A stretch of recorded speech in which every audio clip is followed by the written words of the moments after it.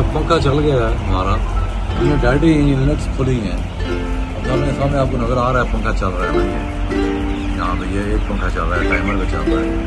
तो आप देखिए, अब आप यहाँ पे आप देखें तो इसका ये हमें 25 पास्कल 26-27 पास्कल, ये हमारा टारगेट जो है, ये हमारा टारगेट है यहाँ पे इस शेड के लिए, इन दोनों शेडों के लिए।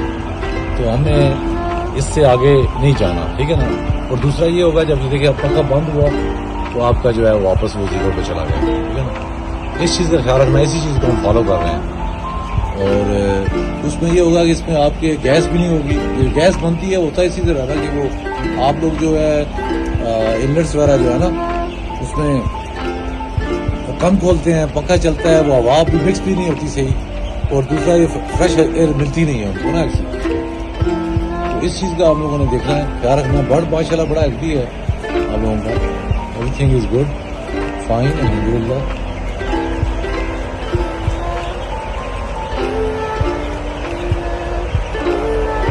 अभी 2-3 दिन में इंशाल्लाह सारा शेड खुल जाएगा, फिर आपको ये वैसे भी वापस आ जाएगा, ये चीज़ जो है ना ये आपकी उसमें आ जाएगी।